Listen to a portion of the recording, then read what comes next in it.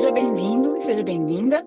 Eu sou a Liliane Lacerda, eu sou uma mulher branca, de cabelos castanhos na altura dos ombros, olhos castanhos, uso óculos e hoje estou usando uma blusa rosa. Eu sou especialista em sustentabilidade empresarial e eu faço parte do ecossistema da PUC Angels.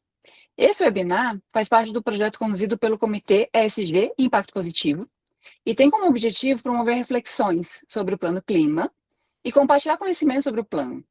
Nesse webinar, a gente vai olhar para o lado humano da crise climática. Eu tenho a honra de estar aqui hoje com a Márcia e a Clarissa nesse webinar. Já começo agradecendo a presença das duas.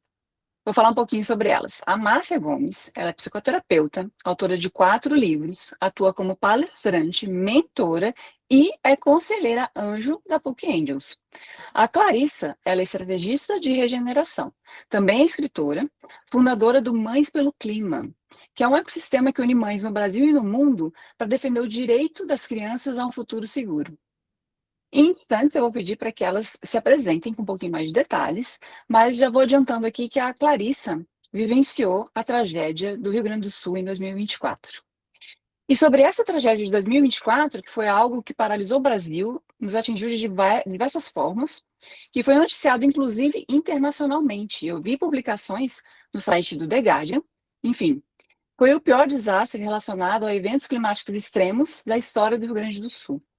Essas enchentes atingiram quase a totalidade dos municípios do estado, deixando quase 200 mortos e milhares de desabrigados e desalojados, além de impactos significativos e prolongados na vida da população e na economia do estado. Hoje, em 2026, enquanto o Rio Grande do Sul ainda está trabalhando para se recuperar daquele episódio, a gente tem acompanhado pelas mídias os alertas de especialistas sobre a possibilidade de um El Niño de forte intensidade nos próximos meses, trazendo novamente riscos de graves enchentes, secas, ondas de calor e outros eventos extremos. Inclusive, na semana passada, eu vi uma notícia que agora, em junho de 2026, o governo federal criou a Sala de Situação Interministerial, com 13 ministérios, para se preparar para enfrentar o El Niño.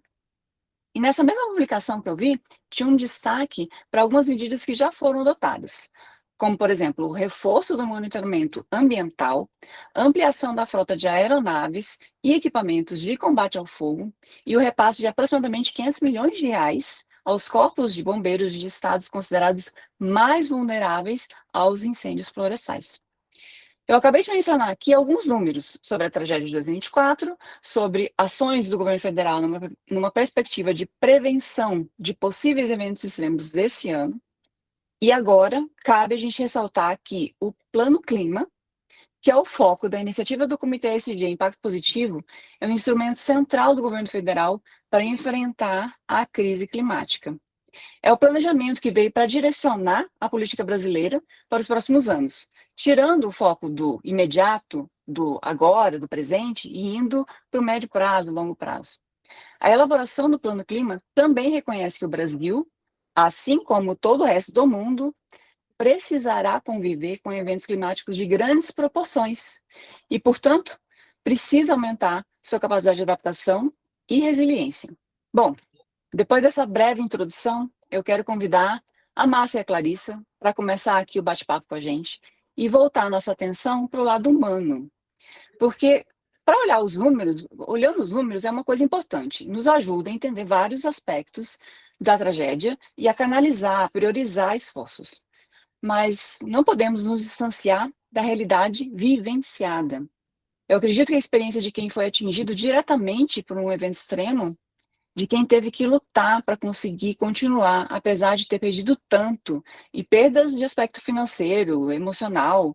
Essa experiência ela deve ter sido traumática, arrasadora. Mas, ao mesmo tempo, ela traz lições importantes que precisam ser compartilhadas.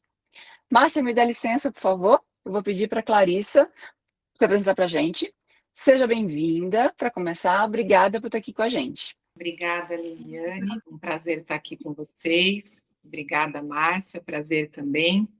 Eu sou uma mulher branca, de olhos azuis, cabelos loiros na altura do ombro. Estou usando também um óculos e uma blusa bege. Bom, vou me apresentar um pouco.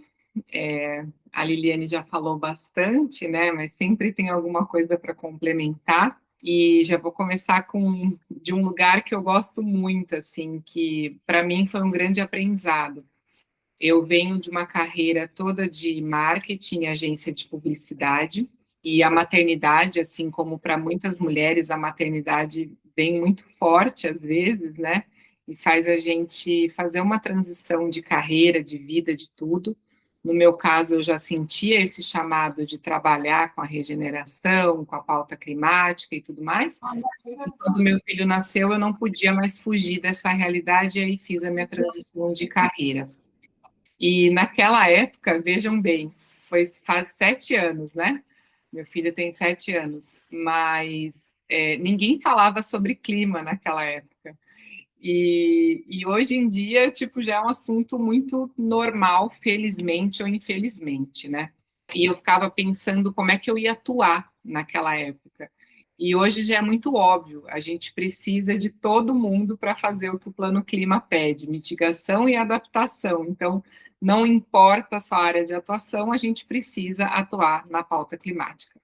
Acho que esse é um primeiro ponto assim de grande lição humana e empresarial e tudo mais que as pessoas precisam entender, né, daqui para frente. Mas então eu fiz minha transição, como a Liliane disse, fundei o Mães pelo Clima dentro de uma ONG que eu trabalhava na época, que é a Youth Climate Leaders. Percebi que essa intersecção entre maternidade e pauta climática se conversava muito, porque as mães se conectam bastante com esse lugar do cuidado, da nutrição, que é o que a regeneração pede. É claro que só de ONG a gente não vive, né? Precisava continuar trabalhando para sobreviver, então também fundei a minha agência, que é a Causo, que hoje tem 4 anos e meio, onde a gente faz construção de marcas de impacto. Então, trabalho muito construindo essas marcas já há um bom tempo. E graças ao Mães pelo Clima, hoje eu sou conectada a uma rede global de mães e pais também, em que estão em mais de 50 países, e pude lançar o meu primeiro livro infantil na COP30 do ano passado, que praticamente é tipo a Copa do Mundo, né? Tá todo, é o grande evento que acontece. Então, consegui lançar o meu livro para aproximar realmente essa pauta, para desmistificar um pouco essa pauta também para todo mundo. Acho que é isso. Legal. Obrigada, Clarissa. Então, eu vou começar com algumas perguntas aqui, que a gente já deixou meio preparado, porque eu tinha várias curiosidades. Para priorizar as perguntas aqui foi difícil. Mas vamos começar. 2 anos depois da tragédia, certo? Foi em 2024. Você diria que é possível se regenerar de um evento dessa magnitude? Se é possível, você consegue comentar quão difícil é?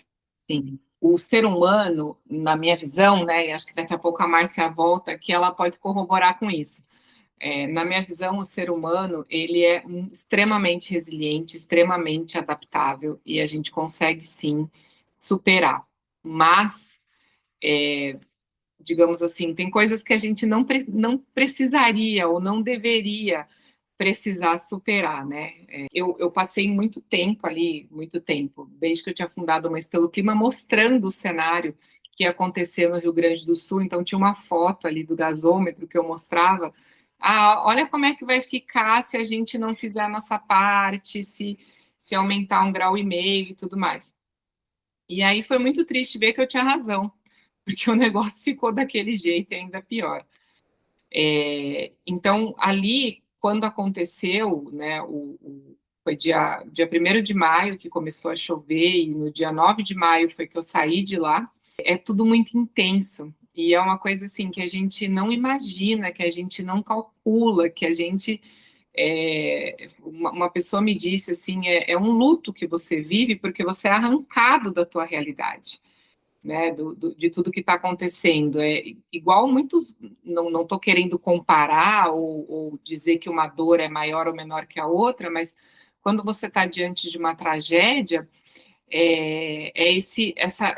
essa sensação de luto, de que você fica sem chão, né? Então, a gente vai indo aos poucos e você passa por aquele estágio da negação que a gente vê. Então, primeiro é o não entendimento pelo nosso país, pelo nosso estado, né? O meu estado na época, que era o Rio Grande do Sul, A gente não tem essas informações, não estamos preparados, né? Então a gente recebia alguns avisos no celular, mas tipo assim, ali no sul tem toda uma característica da região, então chove muito. Então eu tinha visto muito alagamento ali. Eu morava no Menino Deus, que é um bairro de Porto Alegre, muito próximo ao rio. Então é uma região que assim já tinha escorrido água pela parede, já tinha alagado, já tinha acontecido muita coisa no lugar onde eu morava. Então é tipo assim, cara, você não sabe se agora é para valer ou não, né? E aí passa 2 dias, aí é sem luz, aí é sem água, e aí você vê a água chegando, aí você sai na rua, é aquelas cenas que a gente vê em filme, né? Que eu brinco de apocalipse zumbi, porque é todo mundo perdido, as pessoas não sabem, tipo a pandemia, mas com esse agravante, né? Da água tá subindo, e quem vive a enchente sabe que não é uma água limpinha que vem, e a água nem vem como um tsunami, é uma água que vem do bueiro, então é uma água extremamente suja, fedida, cheia de coliformes fecais, se eu posso falar educadamente, barata, rato e tudo mais. Então aquilo está emergindo do solo, você, né, sem luz, vai ficando sem água e tal, e aquilo, o que que eu vou fazer, né? Como é que eu vou lidar com tudo isso? E eu me perdi um pouco aqui, porque eu achei que a Márcia estivesse entrando. Ela pediu Ela para. mandou mensagem falando que vai entrar daqui a pouquinho. Tá, beleza. Pronto, entrou. Mas enfim, então a gente vai caminhando ali nos dias, né, enquanto estava ali, e graças a Deus eu tinha para onde ir, que era a casa da minha avó em São Paulo, porque a gente chegou num ponto que o prédio estava interditado, a escola do meu filho estava alagada, a casa dos meus pais, que também eram no mesmo bairro, nós tínhamos ido para lá, mas já estava sem luz e sem água, já fazia 3 dias. E aí você chega Nossa. numa situação que você. E aí já estava ocorrendo vários saqueamentos no bairro, né? Porque, de novo, não dá nem para julgar, porque se é teu filho passando fome, você não tem de onde tirar, né? Enfim, é óbvio que podem ter pessoas se aproveitando dessa situação, mas uma situação que ninguém nunca viveu, então as pessoas ficam desesperadas de várias maneiras. E aí acontece um outro fato também, que eu nunca tinha pensado, previsto até então. Eu fui correr para minha casa para pegar, tentar voltar para minha casa para pegar alguma coisa, né? E eu caí. E no que eu caí, eu fiquei muito machucada, assim, né? Caí no meio do. Nossa. E aí que me deu um estalo também, porque eu falei, gente, eu não posso ficar aqui. Porque se acontece uma coisa com meu filho, eu não tenho para onde levar. Eu tinha visto no dia anterior todo o hospital ser evacuado, o maior hospital, que era o Mãe de Deus, ser evacuado pelo Exército. E aí são coisas que você nunca imagina, nunca. Assim, eu digo nunca porque eu era uma estudiosa do tema, porque eu via o que acontecia. Nós tínhamos passado uma pandemia, mas você não sabe ali os pormenores do que está acontecendo, né? Então, você vai num abrigo, tenta ajudar, você começa a ajudar os vizinhos, né? Você começa a doar e tudo mais, mas cara, você tá literalmente na lama, assim, né? E aí você não sabe muito bem. é, o próprio governo ali também não sabia, né? Eles passavam informação que agora tem que evacuar o bairro, porque se estourar a bomba ali de um parque que fica ali do lado, a água vai chegar e vai chegar mais forte. E aí aquilo vai criando um desespero. Eu lembro que a gente colocou um colchãozinho assim do lado da janela e ficava assim, ó, na janela, porque se a água chegasse, a água estava na rua do lado. Se a água chegasse, aí não tinha mais jeito.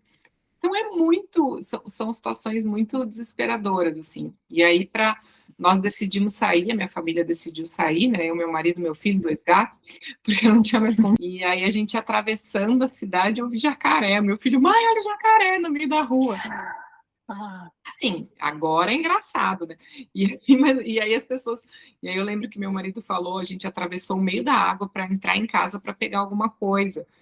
E era eu e meu marido berrando um com o outro, porque a água já estava subindo, subindo, e não ia mais ter mais como sair. Ele pega o que é importante.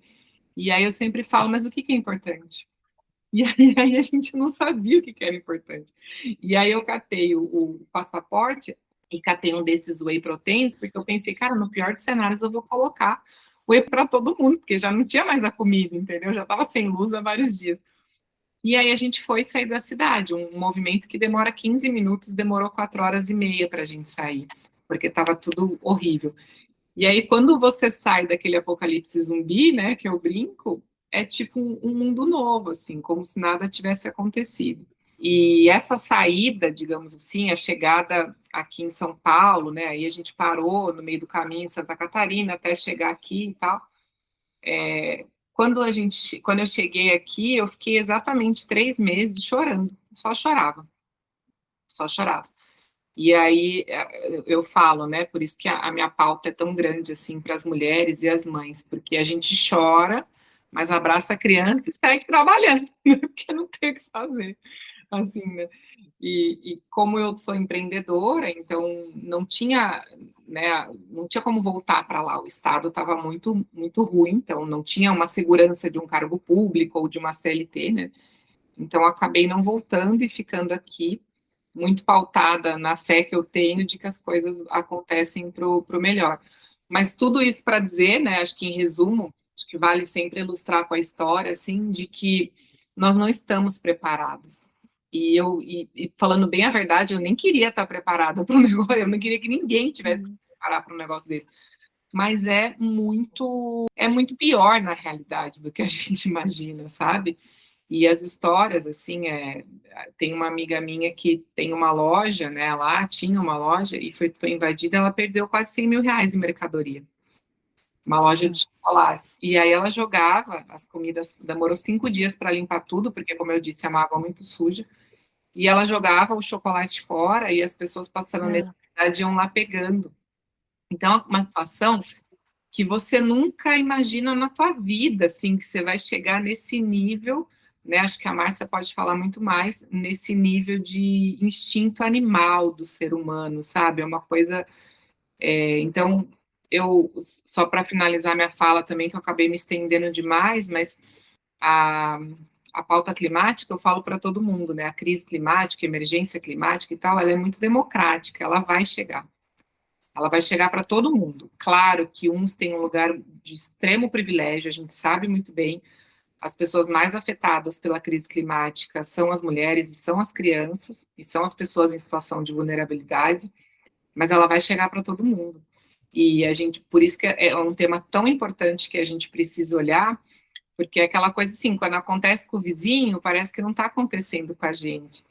Mas aí vai acontecendo com um, com o outro, aí acontece contigo, e você entende, cara, tá muito mais perto do que eu imaginava. E é muito pior do que eu imaginava, né? Graças a Deus eu consegui me recompor depois desses 3 meses e seguir minha vida e tudo mais. Mas tive que abandonar o lugar que eu morava, meus amigos, meus pais. Meus pais também se recompuseram um ano depois, porque não aguentaram ficar lá, né? Era muito triste, assim, viver tudo aquilo. Enfim, tudo isso para falar o quanto que a gente precisa dessa adaptação, dessa mitigação e muito mais da regeneração que a gente vai falar daqui a pouco. Clarissa, obrigada. Nossa, que depoimento.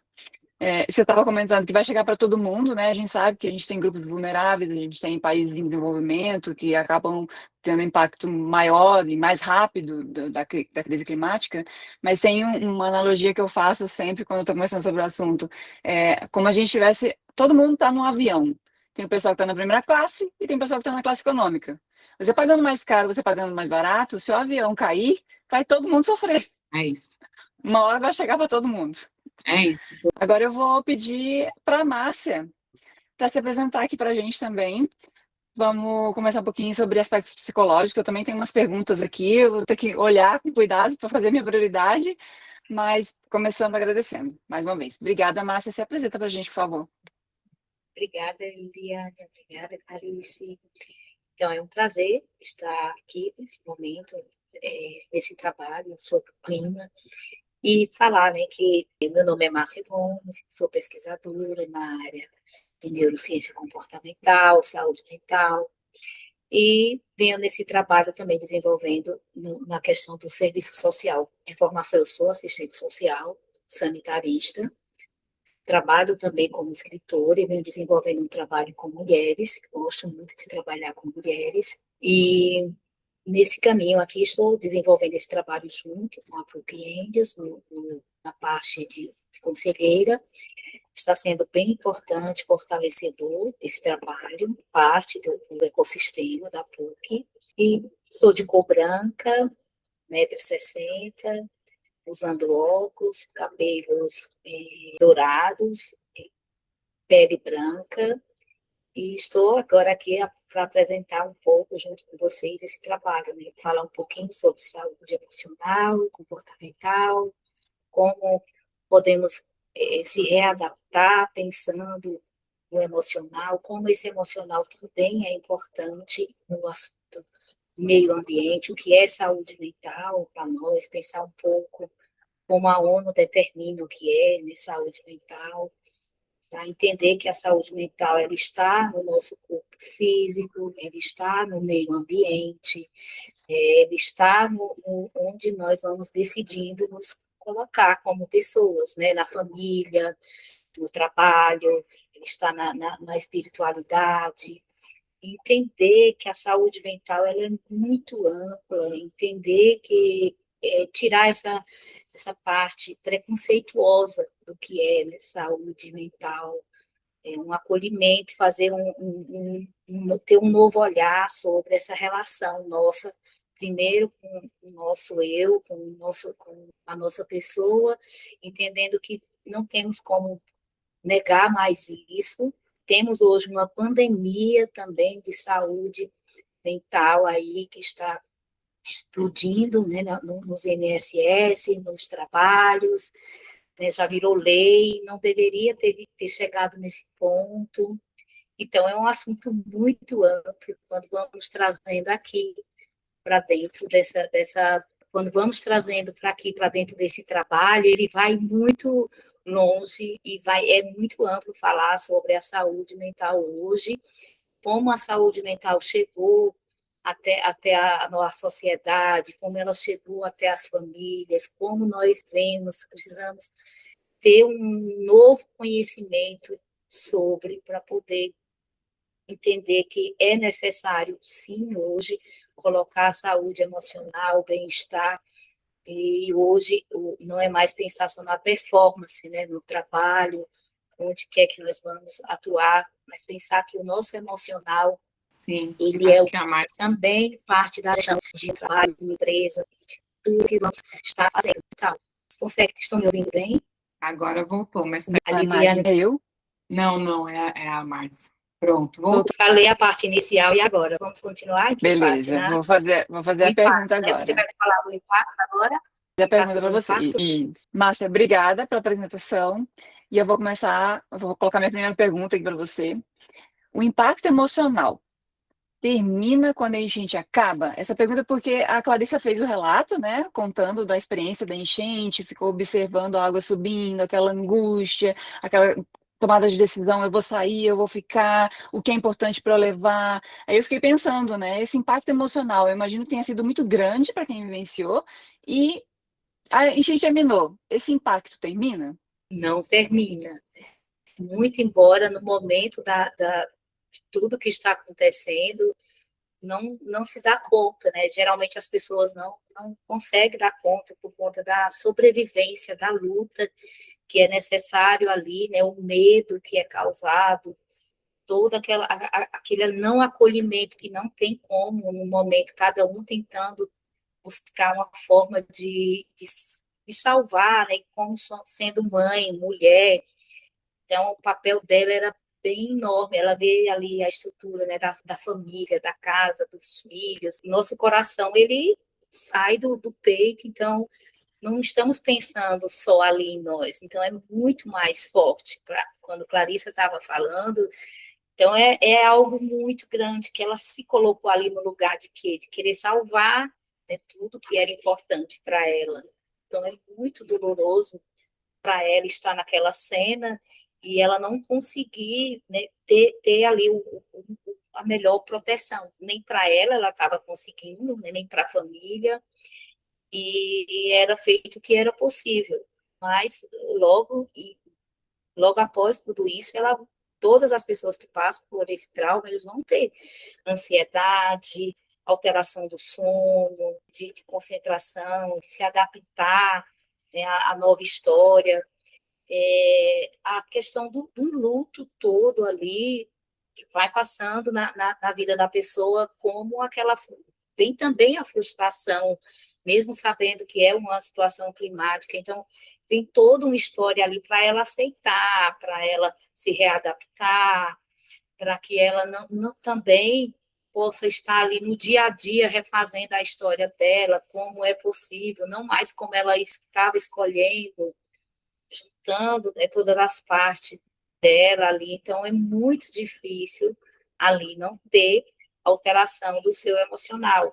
Então, o cérebro da pessoa que passa por esse trauma, ele vai passar por um bom período com gatilhos, com sensação que está com medo. Ela vai passando, o trauma ele vai se repetindo no cérebro, porque ele passou, ele registrou, foi uma memória que foi registrada. E diante disso tudo, ela precisa buscar exercícios, né, que faça com que ela reescreva dentro do seu cérebro, repita para ela que está tudo bem, refazer um caminho neural para sair dessa parte da sobrevivência em que o cérebro viveu essa experiência. Então, é preciso criar um novo caminho neural, fazer um trabalho, para que essa parte que está ali, que foi a memória, seja reescrita aos poucos, né? É bem importante passar por esse processo, conseguir nomear todas as emoções que passou, que viveu, não deixar isso se naturalizar, né? Como a parte assim de falar, não, mas por eu ter passado por isso, eu vou me limitar na minha saúde. Não, é buscar, né, um acolhimento, buscar um processo, para que ali se reescreva também não só a parte física, mas a parte emocional, né? Porque ela está reescrevendo a parte física e precisa reescrever um processo da parte emocional. Sim. Eu vou só aproveitar, Liliane e Márcia, e fazer um comentário, né, que é uma coisa que eu vejo muito, assim. Tem várias camadas esse assunto, e eu sei que em 30 minutos a gente não vai conseguir abordar todas as camadas que a gente quer, né? Mas acho que tem alguns pontos aqui que são bem importantes. Tem quando você é afetado pela emergência climática, tem um tipo de reação, que é o que a gente comentou agora, né? Do luto e tudo mais, que foi o que eu vivi, que muitas pessoas viveram e tal. E você ter que refazer a sua vida de novo, cada um do seu lugar de fala e de privilégio, né? Então, graças a Deus, eu pude refazer de uma forma boa. Nunca mais voltei naquele apartamento. Meu marido teve que voltar, pegar o que dava e vir embora, meses depois. Fiquei com a roupa que eu estava por muito tempo. Mas, enfim, isso é o de menos, né? Um material, mas é bem isso. É esse luto que você é arrancado e você sofre e tem que continuar vivendo apesar daquilo tudo. Então, tem essa questão de quando você é diretamente afetado. Tem a questão das crianças, que elas são extremamente mais resilientes do que a gente, mas, né, trazendo para a minha pauta, eu trago muito isso, assim, que a gente precisa cuidar de quem cuida. Então, como é que a gente acolhe essa mãe, acolhe essa mulher, acolhe essa profissional, dá informação, dá ferramentas para que ela possa cuidar do pré, digamos assim, do durante e do depois, né? Então, tomara que nenhuma de nós seja mais atingido por nada disso, né? Mas não é o que as notícias trazem. Então, a gente precisa ir conversando sobre essa pauta em casa, que é uma das razões que eu também escrevi o livro, sem jogar para as crianças a culpa e a responsabilidade, né? Porque tudo isso é nosso. Então, a gente precisa tratar disso. Então, esse é um ponto. O outro ponto, para quem também está minimamente informado, é a questão da ecoansiedade, né? Que eu acho que depois a Márcia pode falar um pouco disso também. Essa ecoansiedade, ela não me permite, por exemplo, assim, eu escolho um lugar muito de esperança, porque eu acredito e eu tenho que acreditar e bora lá, né? Mas os números, as notícias, né, o El Ninho chegando e tal, você fica, meu Deus, o que vai acontecer agora? Bate um desespero, né? Porque você não quer passar por tudo isso de novo. E então tem essa questão da ecoansiedade, que ela pode e deve ser trabalhada em casa e também no mundo corporativo, sabe? Porque eu vejo que As pessoas hoje pensam no mundo corporativo, que eu digo, nas organizações, no governo e tudo mais. Quando a gente pensa em adaptação e mitigação, a gente precisa lembrar desse fator humano e desse lado humano, de trabalhar essa ecoansiedade nos jovens, nas crianças, nesse grupo global que eu faço parte. Teve uma pessoa essa semana que falou: meu filho assistiu um documentário, ele não quer sair de casa, porque o mundo vai acabar, né? E aí, como é que essa mãe lida com isso? Essa mãe, esse pai, né? Eu falo mãe porque eu lido muito com as mães. Então, que tipo de informação o governo, as organizações, as instituições, as empresas, que tipo de informação de embasamento, de treinamento a gente vai fazer para que não vire uma grande histeria coletiva e todo mundo não faça alguma besteira por aí, né? E aí que a gente precisa entender também, já estou me avançando também na pauta aqui, e você me breca se for o caso, que é aí por isso que eu mudei a minha fala e meu posicionamento para a gente tratar da regeneração. Porque se a gente continua agindo dentro de um mesmo sistema de extração que a gente vem agindo há anos, a gente obviamente não vai conseguir uma resposta diferente, né? Então, como é que a gente muda a forma de pensar, que daí, de novo, acho que passa muito pelo tema da Márcia, que é repensar nos modelos que a gente tem atualmente de cuidado das mães, das mulheres, de ensinar para as crianças, do que é importante trazer numa escola, do que é importante olhar numa organização, né?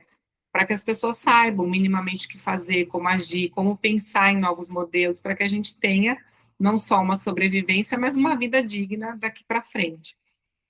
Até porque as crianças de hoje serão os adultos do futuro, né? Que estão em cargos de tomada de decisão, de liderança, que vão influenciar outras pessoas.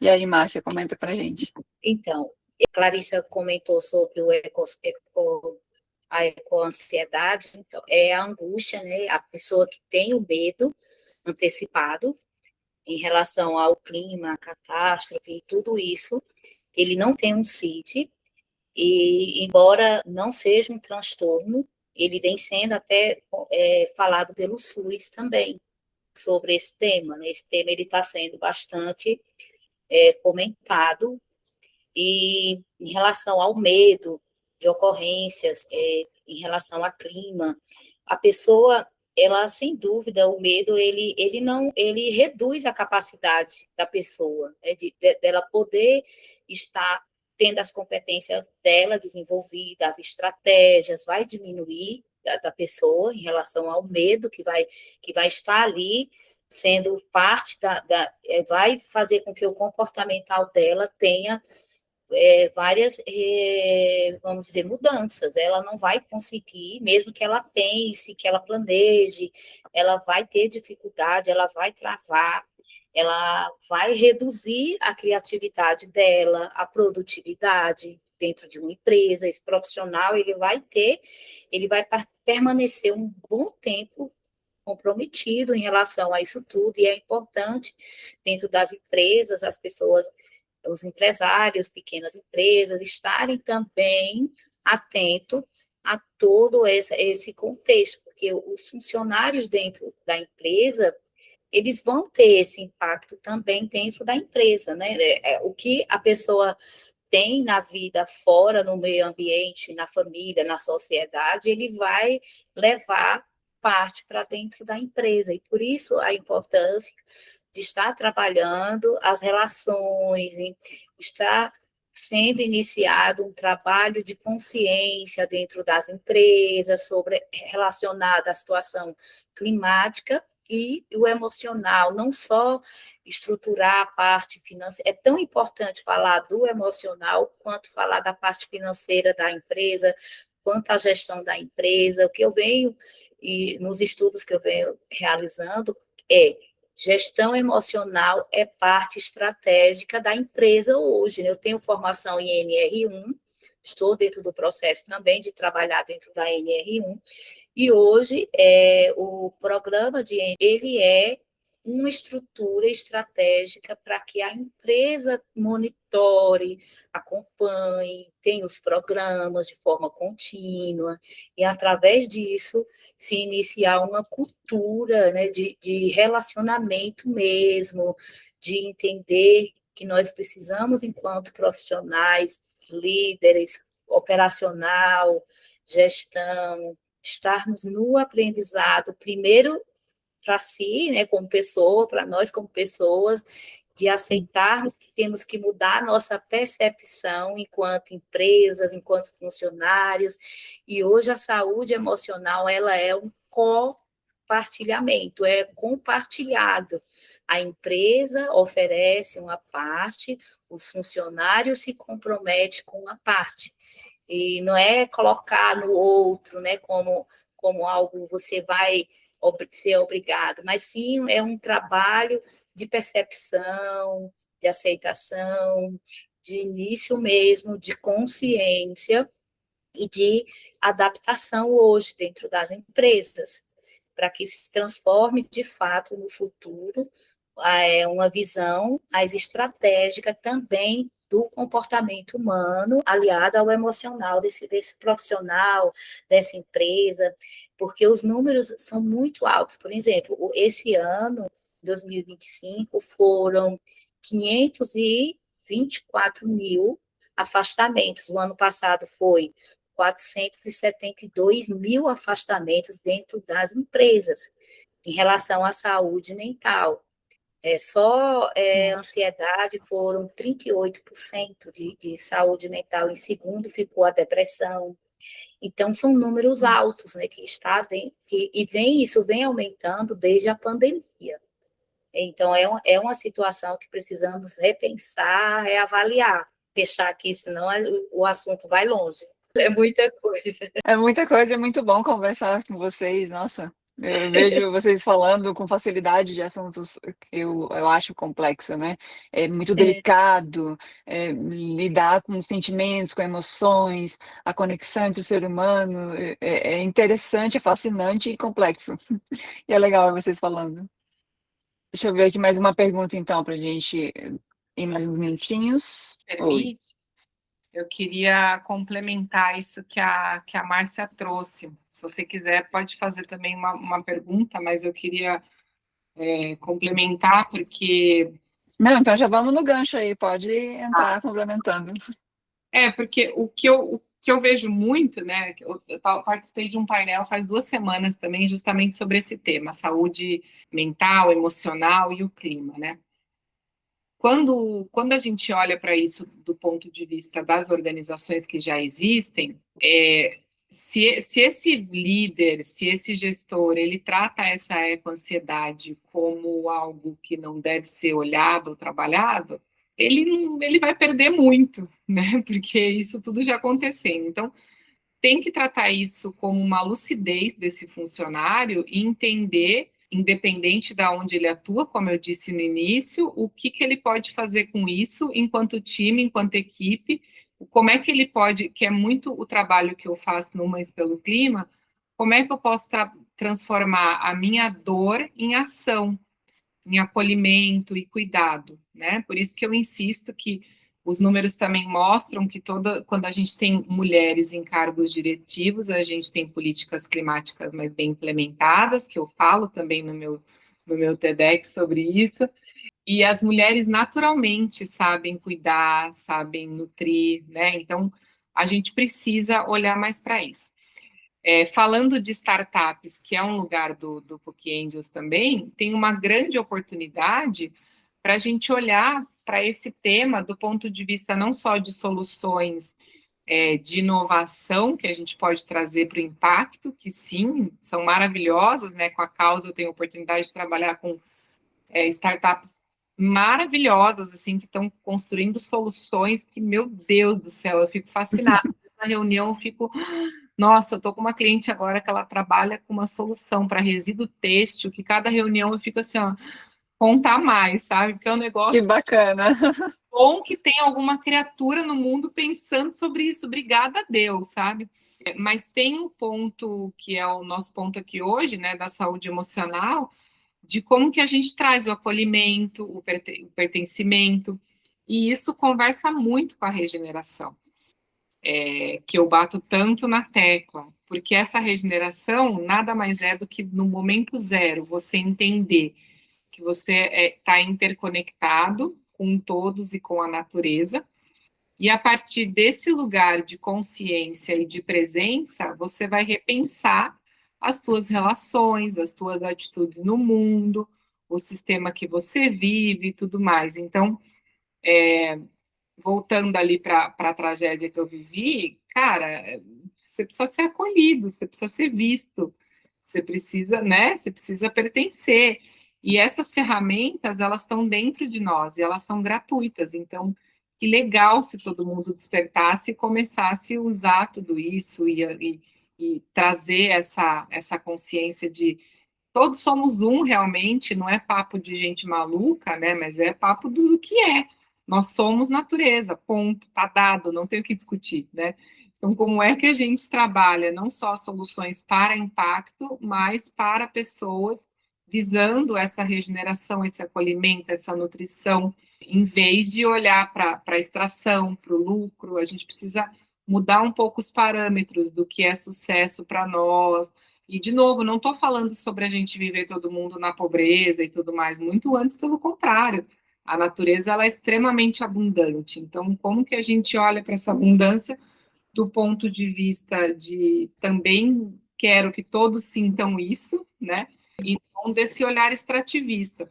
E isso é muito bonito no ecossistema que eu vejo, que muito provavelmente, né, conhecendo agora mais o Book Angels também, com certeza o pessoal está muito envolvido nesse aspecto, dentro do ecossistema de impacto, a gente tem muito essa troca, esse saber, sabe? Eu não vejo tanta competição como eu via antigamente nas agências, em tudo, porque está todo mundo unido por um bem comum.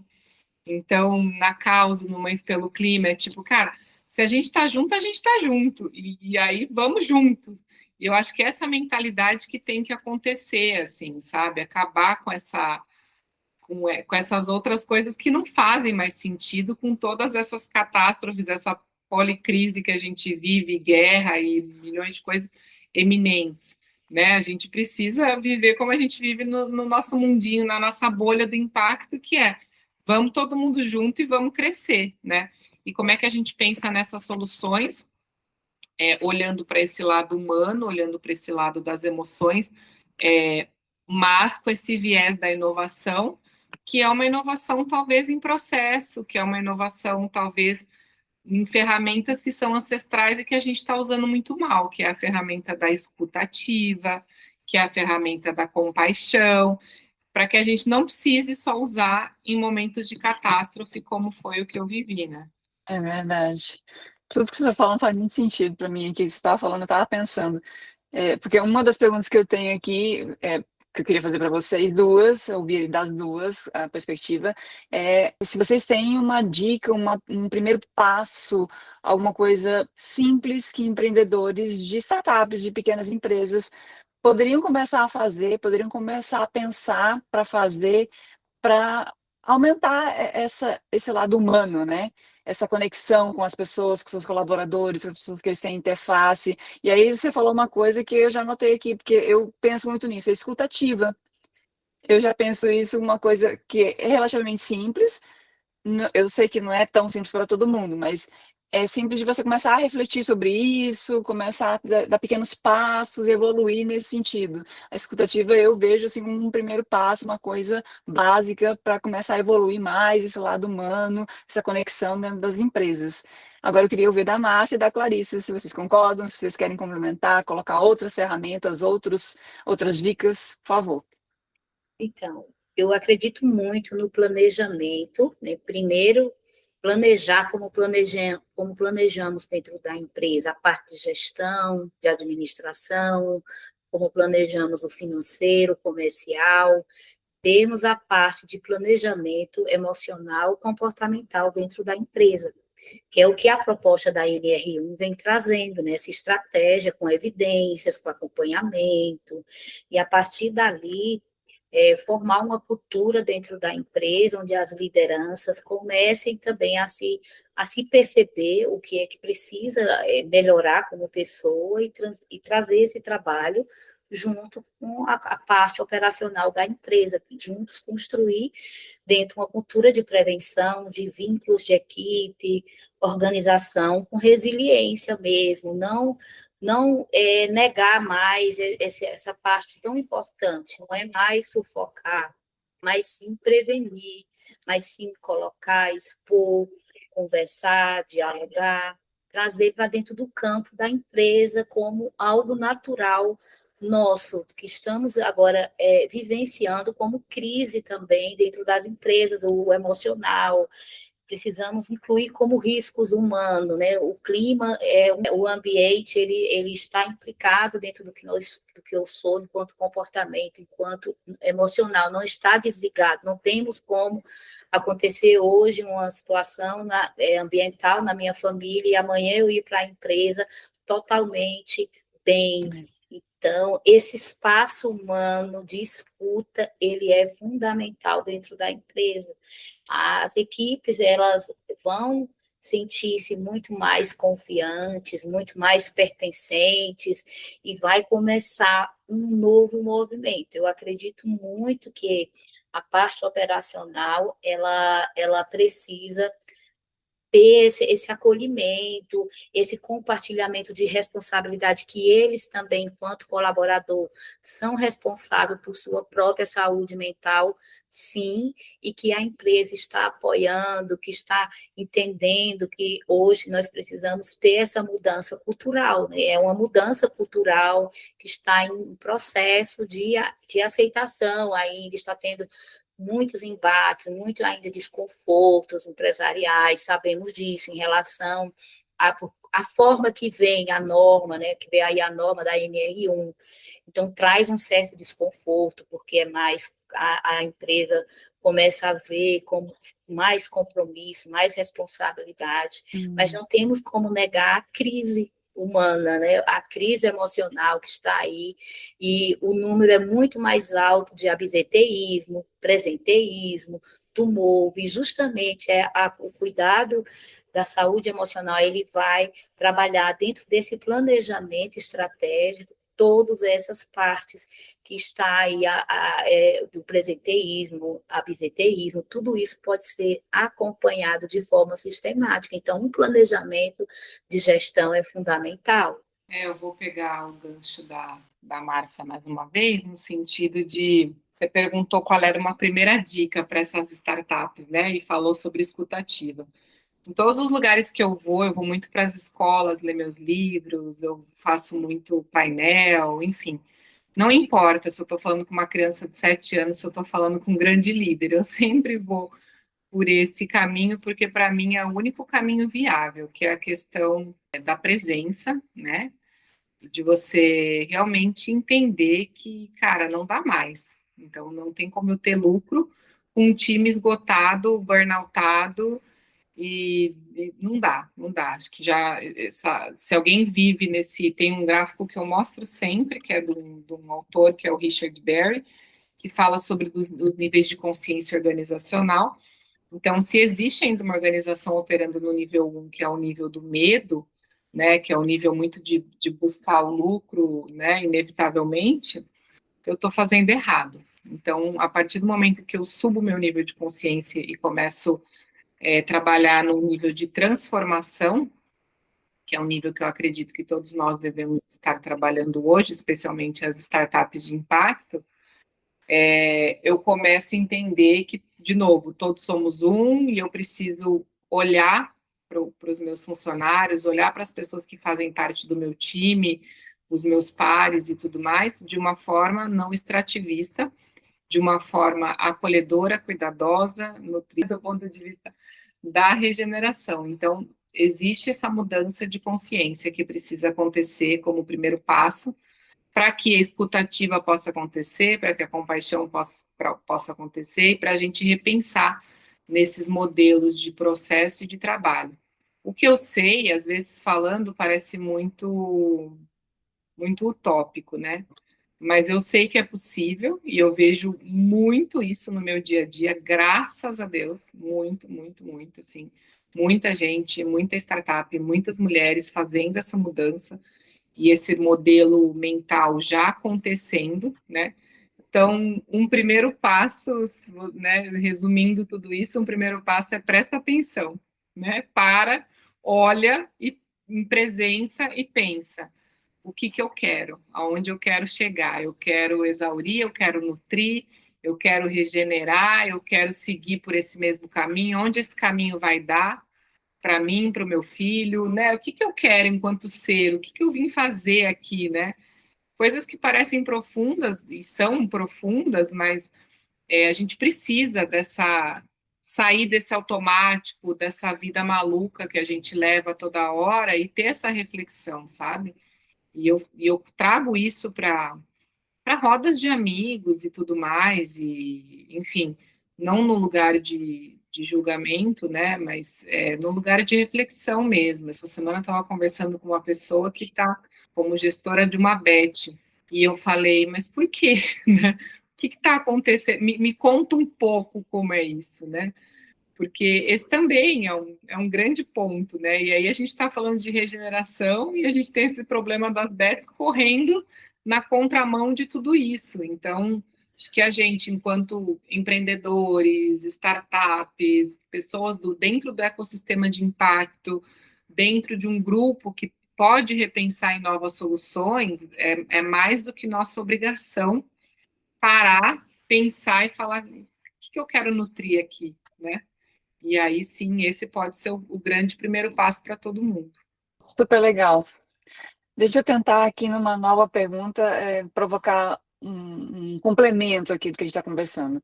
Porque quando a gente escuta a expressão adaptação climática, né, pensando principalmente na situação lá do Rio Grande do Sul de 2024, a gente pensa em obras, em infraestrutura, porque muitos podem alegar que porque encheu, porque não tinha infraestrutura adequada para comportar aquele volume de água, tal. Mas assim, além dessa parte física, além de estrutura, além, né, de obras, depois do que a gente conversou tudo aqui, vocês diriam que preparar pessoas também é uma forma de adaptação? Sim, urgente, né? É gritante. Estamos passando aí por várias crises, se formos observar, globais, da natureza, e ela vai refletindo em tudo como foi construído. Então, estamos passando de forma, às vezes, pela lei, de ter que se adaptar, não precisaria existir lei, na verdade, era para ter essa consciência, Clarice colocando aqui essa parte humana, que esse caminho humano nosso, que não está, né, levamos tanto pelo lado do nosso certificado, do nosso científico, e não olhamos também para a parte mais invisível da natureza, do que somos como um todo, como podemos conciliar entre a ciência, a tecnologia e o invisível, que também é ciência, que também é o todo. Então, eu acredito que nós passamos por dentro de nós, estamos passando por isso, essa crise emocional, ela vem mostrando isso, precisamos repensar, passamos por a era que era tudo no burocrático, cara crachá, aí veio agora a performance, vamos performar, vamos lá, então todo mundo começou a performar, e hoje estamos aí sendo obrigada a repensar no nosso emocional, precisou virar lei, precisando ter muitos embates aí hoje, ainda está em processo de aceitação, então tem muitas coisas acontecendo aí no caminho que precisamos repensar, né? Porque como que um ser humano vai performar quando ele não consegue mais performar, né? Como ele vai conseguir para o trabalho sem chorar, com angústia, porque não tem o alimento na mesa, porque não consegue pagar o aluguel. Existe uma questão social gigantesca, uma questão emocional gigante que tem a ver muito com a parte da questão social. A saúde mental ela está implicada quanto eu posso ter um poder de poder me alimentar bem, enquanto eu estou ainda no nível de sobrevivência. Eu não consigo pensar que eu não tenho teto, que eu não vou, talvez no outro mês eu não vou poder pagar o aluguel. Então, é toda uma questão aí que vem sendo construída, existe um inconsciente coletivo muito grande de repetição, de escassez, de pobreza, de tudo como fomos pensando também em relação à saúde mental, somos obrigados a não chorar, não mostrar que somos fragilizados. Então, as mulheres, nós enquanto mulheres, precisamos muitas vezes ir para o campo de batalha, mostrar que somos guerreiras, e isso cansou também muito a mulher está sobrecarregada, a mulher está doente, estamos quase todas doentes, porque não aguentamos mais performar, não aguentamos mais ser tantas pessoas em uma só, isso não é mais motivo de orgulho, isso não pode virar só motivo de Não orgulho, pode. né? Isso precisa ser repensado também enquanto qual é o caminho que eu preciso fazer de volta enquanto pessoa, o que é que eu preciso repensar e reconstituir também, que eu também posso ter pegado alguma crença no meio do caminho, machucada, ferida, e acreditando que eu posso levar até o fim esse caminho, mas eu posso refazer um caminho. É isso que eu penso. Larissa? Eu vou falar até para a gente fechar.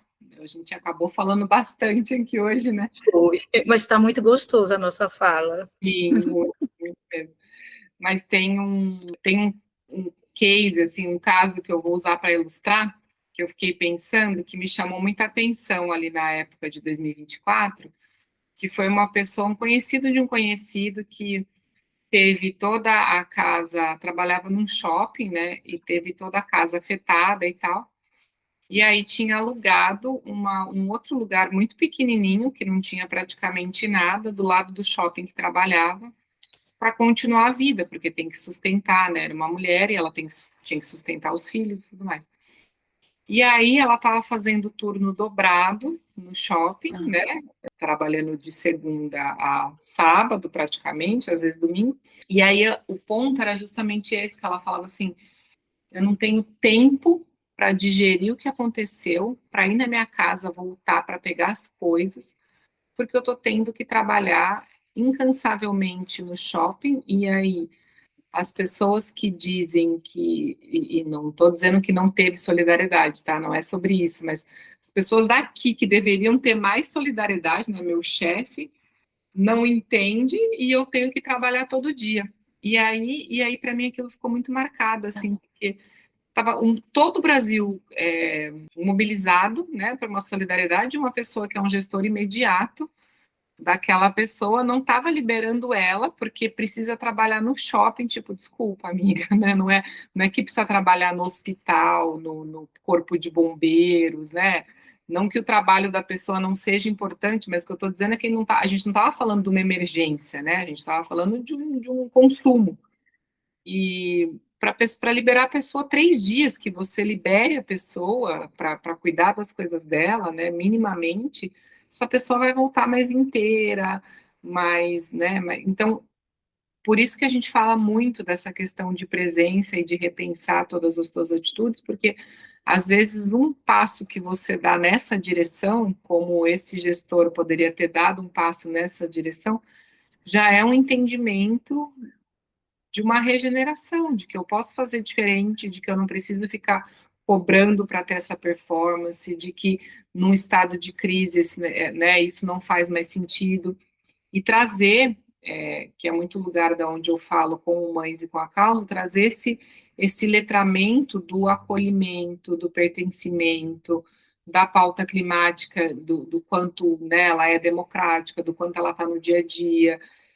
As pessoas acabam ficando também muito nesse lugar de, ai, tá tudo perdido mesmo, já não vou fazer mais nada, e não é por aí, né? Então, acho que a gente tem muito a voltar a olhar para o ser humano como ser humano mesmo, e volto naquele ponto que a gente falou anteriormente, assim, de dar essa pausa e repensar, não tem outra saída, né? Não tem como viver esse mesmo sistema de um jeito diferente, né? Semana passada eu fui dar uma aula e eu falei muito da analogia da festa de aniversário, né? Você vai fazer uma festa de aniversário para criança, você pode tirar o copinho de plástico e botar o de papel. Já melhora? Melhora, né? Já é alguma coisa que você está fazendo, mas não adianta nada se todo mundo na festa usar 3 copinhos de papel, se jogar, misturar os resíduos, se tiver o festival de balão, que não é nada sustentável, se todo mundo chegar com um monte de sacola, então, né, fazendo analogia com uma festa, ou a gente repensa no modelo como um todo, ou a gente vai estar toda hora fazendo um puxadinho. E esse puxadinho, uma hora não vai mais dar para ser um puxadinho, né? Então, acho que nós, enquanto ecossistemas de impacto, enquanto startups de impacto, esse é o que tem que ser o que nos move, assim. Como é que eu não faço mais um puxadinho? Como é que eu faço diferente? Acho que é a nossa missão pensar desse jeito mesmo. Nossa, meninas, essa conversa foi maravilhosa. Espero que a gente tenha mais oportunidades de conversar sobre o assunto no futuro. Agora, partindo aqui para concluir o nosso vídeo, nosso webinar, a gente teve uma conversa muito rica, muitas reflexões sobre a nossa realidade atual.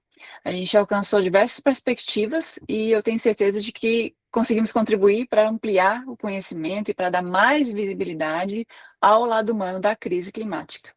Mais uma vez, muito obrigada, Márcia e Clarissa, pela participação. Fiquem à vontade para mandar uma mensagem final aí, se despedir. Só agradecer mesmo a oportunidade e convidar para quem quiser conhecer o trabalho das Mães pelo Clima, da Causa, assistir o meu TEDx, que fala um pouco dessa intersecção da maternidade e a pauta climática. Depois a gente pode mandar os links e fico super à disposição para a gente trocar mais. Obrigada. Eu agradeço a PUC Índios, né, pelo trabalho e falar que possamos estar, enquanto organização, família e sociedade, construindo um lugar mais acolhedor, né? Pensar muito nesse acolhimento nosso aqui no mundo.